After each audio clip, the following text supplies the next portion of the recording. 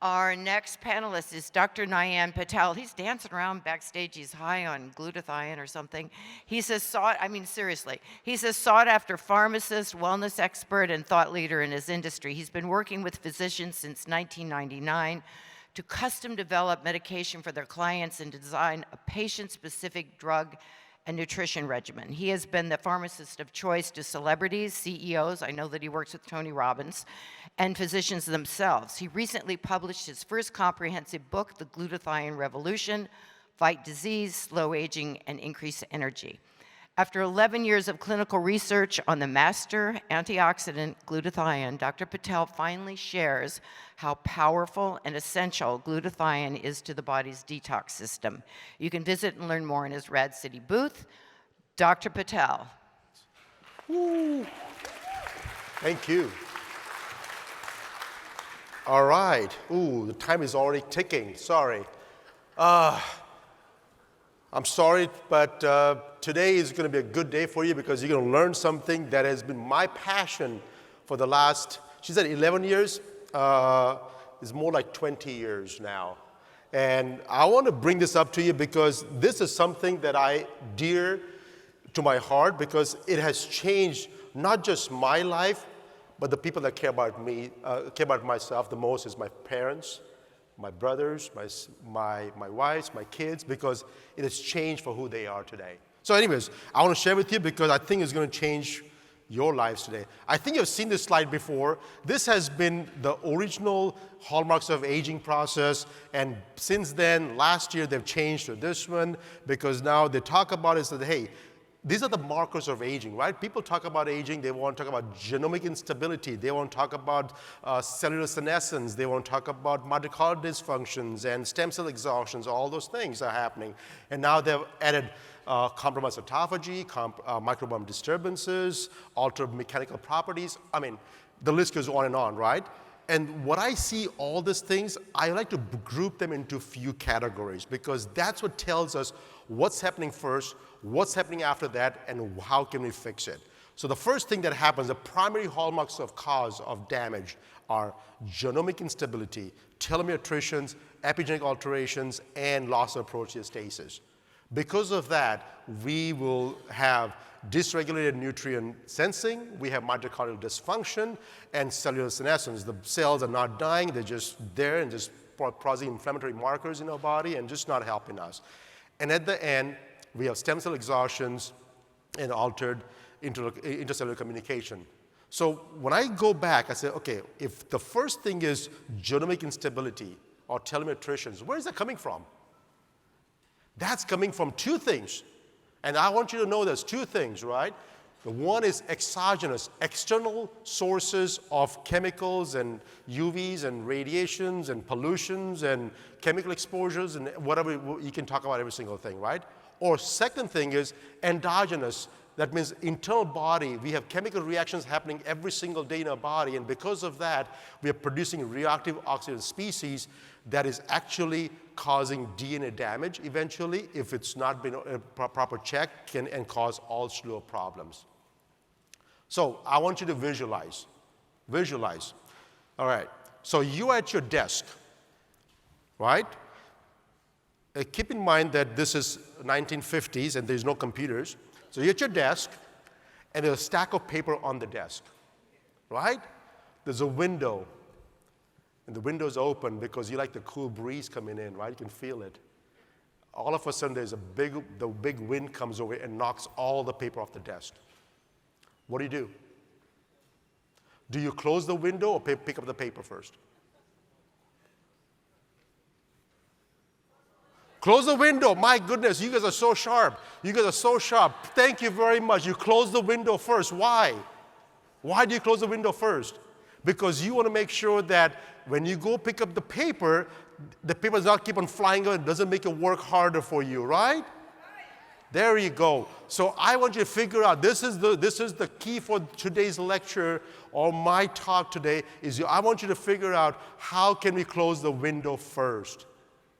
If I can close the window, if I can neutralize all the exogenous damage that's happening, all the endogenous damage that's happening in our body, if I can stop it, then you can work on fixing your stem cells and fixing your mitochondria and fixing your diseases, whatever you got. But if we cannot stop the window, then you'll be working extra hard to fixing all the problems or collecting the papers.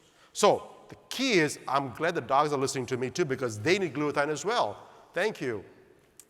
So the key is, what is oxidative stress? Oxidative stress is nothing more than imbalance between your body's production of oxygen species and how much antioxidant defense you have. So if there's an imbalance, there's the problem. So oxidative stress can lead to all kinds of issues, and those are out here.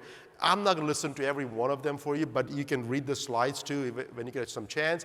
Causes mitochondrial dysfunctions, causes inflammation, causes environmental toxins, causes oxidative stress, radiations. I mean, think about it. Modern day conveniences. We cannot live without it.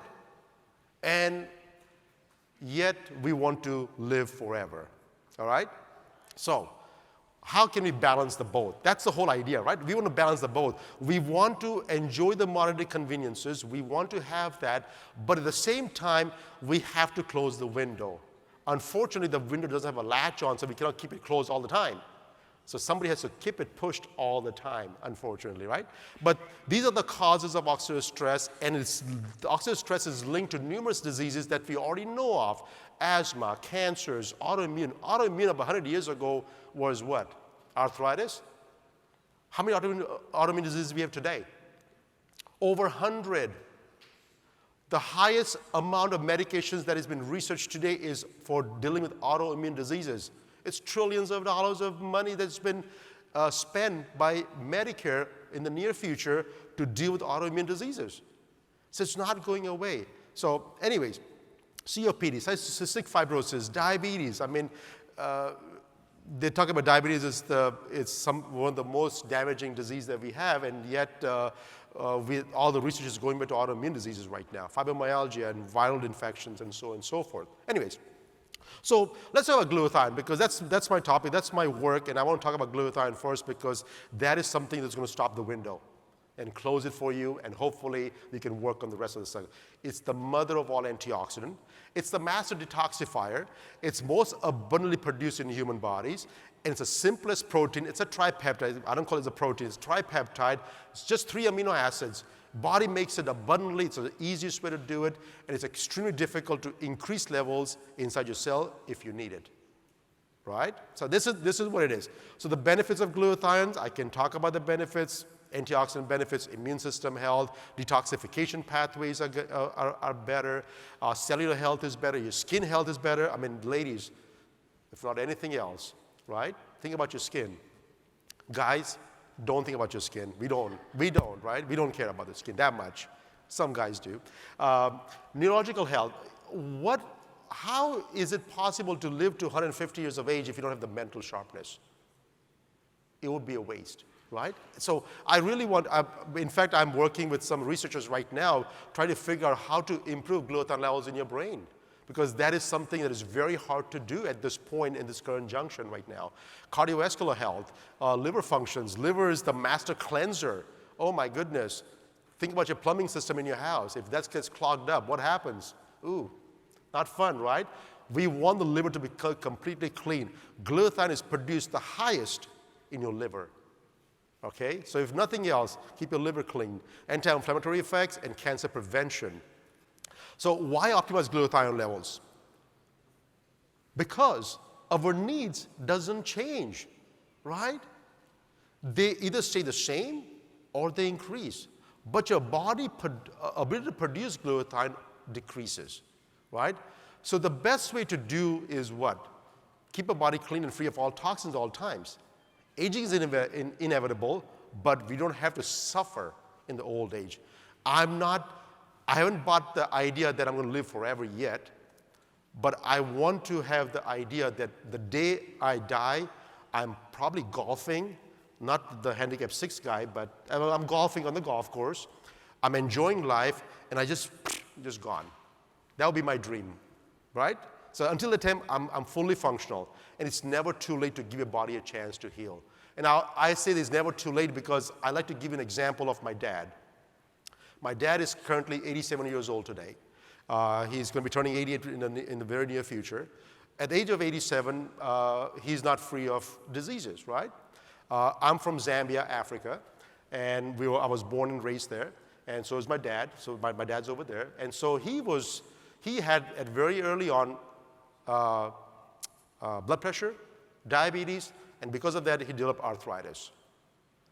I'd like to report to you today, at the age of 87,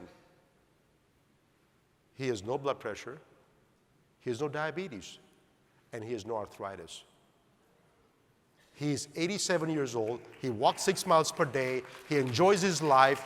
He is traveling the world. He goes everywhere he wants to go. And my mom passed away some time ago, 23 years ago, so he's single. But he will go to, right now he's going, next couple of months, he'll be going to India for 4 months, living on his own, opening the house, doing all the groceries and whatever he needs to do to sustain himself, and he'll come back, right?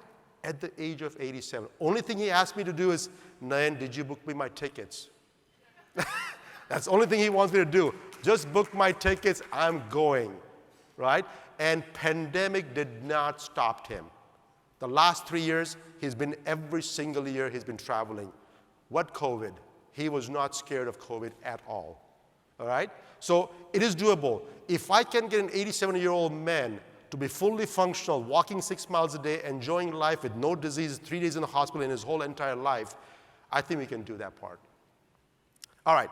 So diabetes, I talked about diabetes earlier because I think insulin is probably the most toxic chemical the body produces. And I want to make sure that you understand that part, that if it's insulin, the best thing we can do is try to neutralize that part. It's the most toxic chemical. And so I want to give you some example as to what happens if we do not detoxify our body on a regular basis. All right.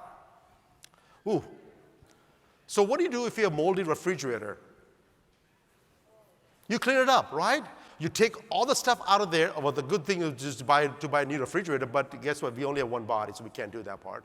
The best thing that we can do is to take all the stuff out, clean up the refrigerator, and put all the new stuff back inside. Guess what? We can't do it with our organs, that part. The best thing we can do is to keep it clean all the time.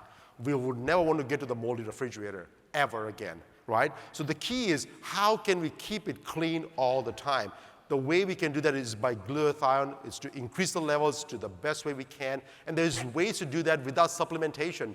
You can eat cysteine-rich foods and sulfur-rich foods like broccoli, Brussels sprouts. I'm vegetarian most of the time, but I'm pescatarian half the time. So I do eat fish, but mostly it's just vegetables. Take vitamin C. Vitamin C also helps to increase the workload for glutathione. Glutathione can help can improve by taking the 3 amino acids. Literally, the cysteine is the hardest one to absorb or to get from your diet. So have cysteine-rich foods, and you can put in your ChatGPT cysteine-rich food, and it'll come up everything. So don't worry about that part. AI knows what you need. All right. The second thing, if that's not enough, right? So 2 things you can do: supplement or reduce the exposure to toxins, or do both. I like to do both, right? Because there's no way I'm going to give up my modern day conveniences. There's not a chance I'm going to do that part, right? So, but I'm going to limit myself to as less as possible, and then take some supplementations, either from food or some medications itself, like N-acetylcysteine. There's some glutathione capsules available, liposome technologies out there, some IV compounded glutathiones out there, and some topical solutions that are out there right now. So I'd like to give you some ideas, because I've been working on this for a long time. So you test for glutathione levels. The levels are out there. Above 1,100 is the normal ranges. Most of the people that have done testings over the last 15 years plus in this arena, they run about 400 or 500 only. So more than likely, if you've never been tested for glutathione, your range is about, if you're above the age of 40, it's about 400 or 500. Not bad, but it could be better, all right? So the key is, where do you measure the blood levels? The blood needs to be measured when you do the whole blood, measure in the red blood cells, not the plasma. Because plasma has a very short half-life, roughly about 10 to 15 minutes. The red blood cells has a longer half-life, about 4 to 5 hours. Okay? There's some technologies out there that we have done some trials on. And so the liposome technology that was done, the trial was done at the Texas University. What they did is they give 13 kids this product, and they found out that the glutathione was actually not increased in the blood immediately. That means everything was get broken into 3 amino acids, and eventually the body absorbs the amino acids and make glutathione out of it. Okay? The same thing happened with the intravenous glutathione. And by the way, as a compounding pharmacist myself, I was producing intravenous glutathione for the long time until 2019. I closed it down because once I found out that this was not the best options out there, I said there's better things I can do with my life. And so this was a study done in 1991. I mean, we have known this for what, 30 some odd years, that after giving IV glutathione, even in the bloodstream, it stayed in the plasma, never entered the blood cells. Okay? So that's the thing. So here comes my study. So I started working on it. I chose a bad time. I started working in 2020. When I did my first IRB approval, I went for the first IRB to study COVID, the whole thing came crashing down, right? The whole thing was shut down, the university was shut down, and I could not get approval to do a clinical trial. But still, all my work, I worked with Dr. Yutani and Dr. Vishwanath Venkatraman, we both the professors at the university, we worked with them, and they were able to publish this manuscript that we were able to reduce the inflammation markers when people got COVID. You did not get rid of COVID, but guess what? They didn't have to suffer from it. There was no chest issues. There was no breathing issues. The people were staying home and just functioning and allowing the body to recover on its own. So the idea is not to fight every problem. You know, us Americans, what we like to do is we like to fight everybody's problem, right? Sometimes it's just easier to sit back and just give the ammunitions to the other people and say, hey, you deal with your own problems. Here's some supplies to you, right? So we just give ammunition to the body to, hey, body, you're smart enough to understand what you need. Please fight your own problems, right? But this time, we got an IRB approval. The first human trials on glutathione in a long time for straight glutathione itself. And this was using a topical form of glutathione with a cyclodextrin complex. And what we found out, and again, if you took out any product in the world, they will do a trial for what? 30 days? Or maybe like 6 months to 1 year, or maybe longer. This trial was a 3-day trial. 3 days. What can happen in 3 days? Think about it. What can you see in 3 days with glutathione? 3 days. Increase the level to double in 3 days. In 3 days, reduction of the oxidative marker, MDA levels, reduced in 3 days. In 3 days, improve the cytokines, all your immune markers in 3 days, right? The IL-2s, the IL-12s, the TNF-alpha, interferon gamma, all of them went up in 3 days. This is the killer.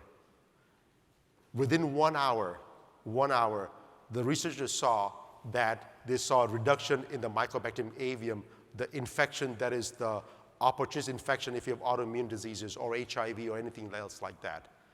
And when they saw this markers coming down within 1 hour, this one says within 4 hours, but it was within the first hour. If you look at the slide number C, that was within 1 hour, but they saw the significant increase after 4 hours as well. But within 1 hour, they saw the reduction as well.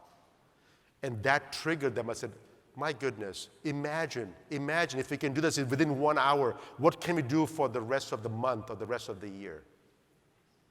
Now you think about it, right? Go back. How can we close this door, close the window that's out there, right? If I can close the window, there's so many speakers before me that have given you so many different solutions to fix your problem, from stem cells to plasmas and all kinds of things. And they're all great treatment because guess what? If the paper's on the floor, it's not going to get picked up by itself, right? Once you close the window, you still have to go and pick up the papers. That's not going to go away. So you still have to fix every single thing. That's not going to go away. But if you can close the window, this, picking up the papers, dealing with stem cells and plasmas and nitric oxides and whatever you want to do with it, becomes that much more effective. And so my thing is telling you is that, guys, don't stop doing every single thing. Just close the window first, right? And we can help you do that with the help of glutathione. With the cyclodextrin complex, The shows were doubling of the effects. And I'm so grateful and honored to be working with Tony Robbins as a personal pharmacist for him for many, many years. And he's been changed from how he has, what has impacted him with his glutathione. He had access to the product before he even launched the company. And of course, that really helped him. And now today he's out there making sure that everybody in the world knows about this one. So production of the glutathione reduces as we age. It never increases, right? Conserve the use of glutathione by fighting diseases and making sure your exposure is reduced. And if you cannot let go of the modern conveniences, which I'm guilty of it myself, consider supplementation. If you have not got a copy of my book, I urge you to support me in getting the book. From Audible is the cheapest. Kindle is probably the second cheapest. The third is getting the hard copy. But I want to leave over here with one message. I have 1 second left. That collectively, I think we can all do better. And there is no magic pill out there. This is not magic by itself. But this thing can at least help you, give a fighting chance. If you close the window that is blowing the wind inside, you can fix the rest of the problems for you. So thank you very much. Appreciate your time. Thank you.